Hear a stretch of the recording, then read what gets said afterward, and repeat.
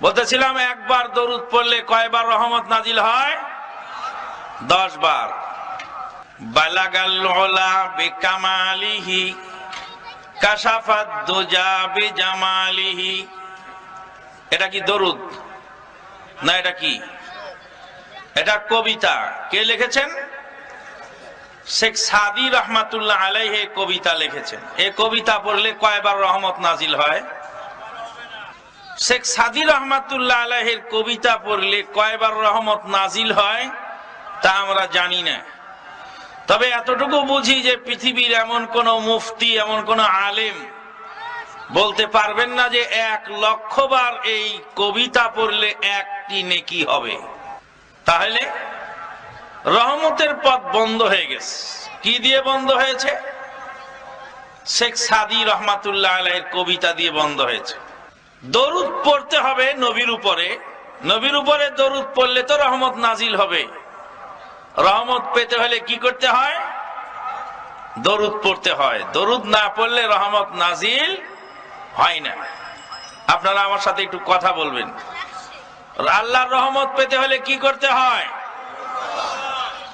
একবার দরুদ পড়লে কয়বার রহমত নাজিল হয়? 10 বার রহমত নাজিল হয়।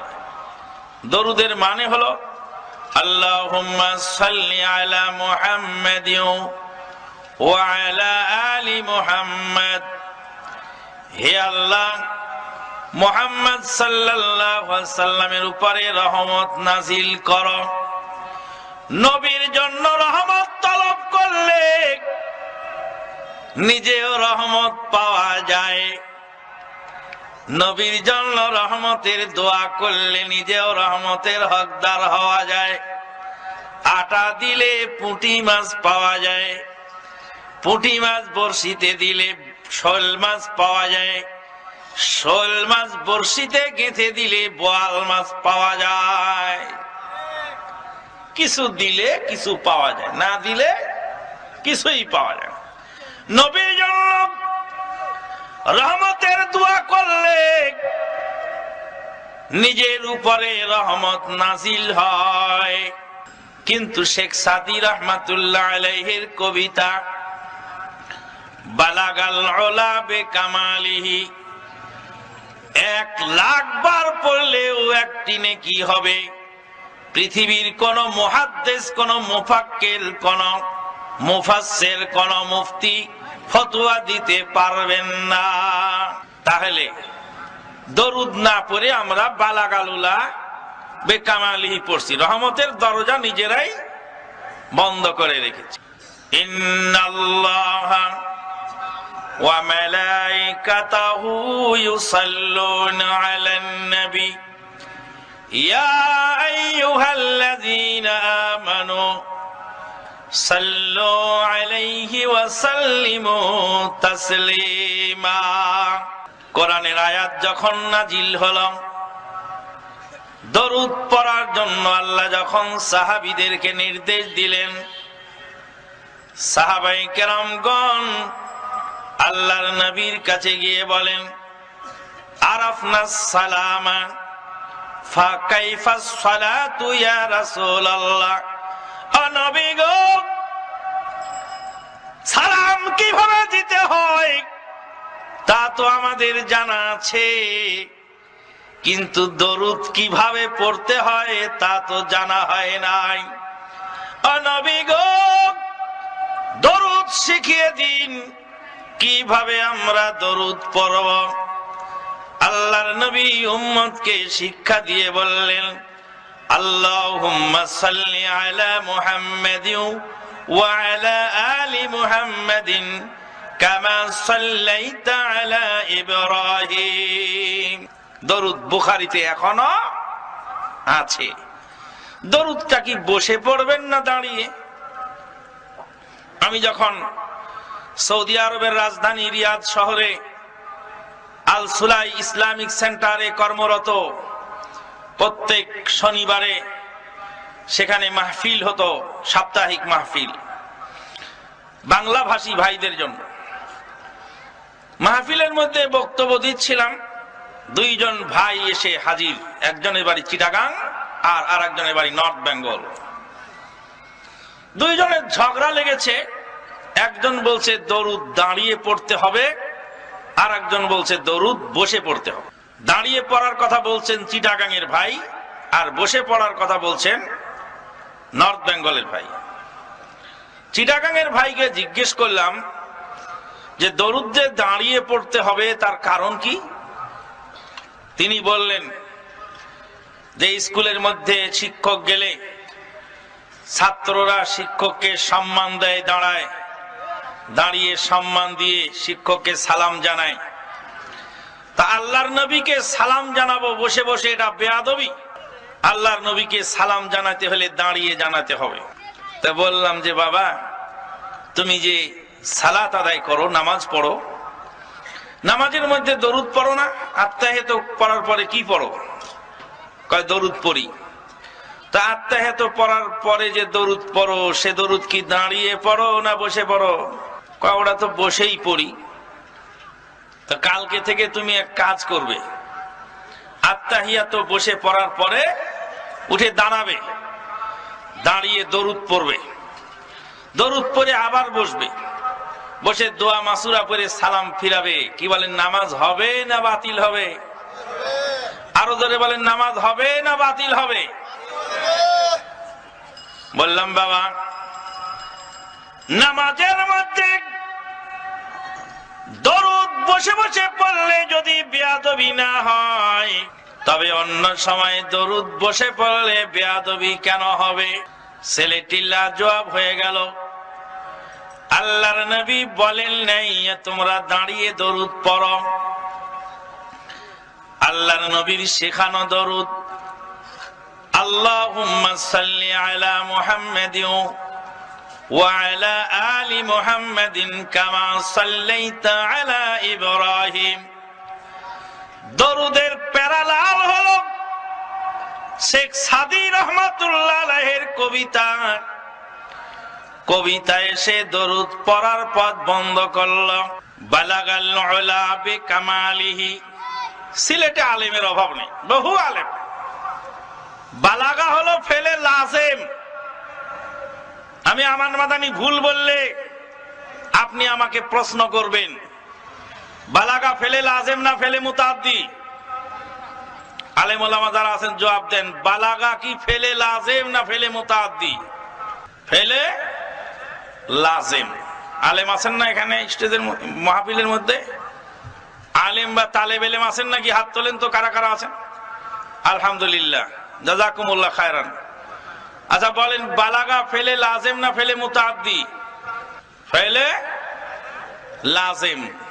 ফেলে লাজেম আর ফেলে মুতাআদ্দির মধ্যে পার্থক্য কি?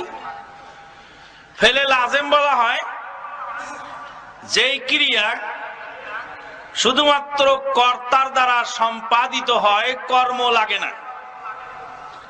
আর ফেলে মুতাআদ্দি যেই ক্রিয়া কর্তা এবং কর্ম মিলে সম্পাদিত হয়। বাংলা ব্যাকরণে বলা হয় সকর্মক ক্রিয়া আর অকর্মক ক্রিয়া। বালাগা মানে পৌঁছলেন। কে পৌঁছলেন? কে পৌঁছলেন? আল্লাহর নবী পৌঁছলেন। বালাগাল উলা, সফলতার হিমাদ্রি শিখরে আল্লাহর নবী পৌঁছলেন। বিকামালিহি, তার কামালিয়াতের দ্বারায়। বে মানে হলো দ্বারা, কামাল মানে পূর্ণতা, হি মানে তার, তার নিজস্ব পূর্ণতার দ্বারাই, কামালিয়াতের দ্বারাই সফলতার হিমাদ্রি শিখরে আরোহণ করলেন। নবী আরোহণ করেছেন না আল্লাহ করিয়েছেন? নবী সফলতার হিমাদ্রি শিখরে আরোহণ করেছেন না আল্লাহ করিয়েছেন? আল্লাহ যদি করান আর আমি যদি বলি নবী করেছেন, হলো এক। ফেলে লাজেম ব্যবহার করা হলো কবিতার মধ্যে। বালাগাল উলা বিকামালিহি কাশাফাদ দুজা বিজামালিহি। শেখ সাদী রহমাতুল্লাহ আলাইহির কবিতার শুরুতেই শিরকের গন্ধ পাওয়া গেল। শেখ সাদী রহমাতুল্লাহ আলাইহিকে ভালোবাসি, কিন্তু নবীর চেয়ে বেশি ভালোবাসতে পারি না। শেখ সাদী রহমাতুল্লাহ আলাইহি জ্ঞানী মানুষ, কিন্তু তার জ্ঞানটা নির্ভুল নয়, ভুলের ঊর্ধ্বে তিনি নন। শেখ সাদী রহমাতুল্লাহ আলাইহি মোহাব্বতের পাত্র, কিন্তু পুরাপুরি বিনা বাক্যে তার সব কথা মানার যোগ্য নয়। শেখ সাদী রহমাতুল্লাহ আলাইহির কবিতার শুরুতে পাওয়া গেল শিরিকের গন্ধ পাওয়া গেল। এরপরে তিনি কবিতা শেষ করলেন, কাশাফাত দুজা বিজামালিহি হাসুনাত জামিউ খিসালিহি। কবিতা শেষ হয়ে চলল, কবিতার মধ্যে কোন দরুদের নাম গন্ধ নাই।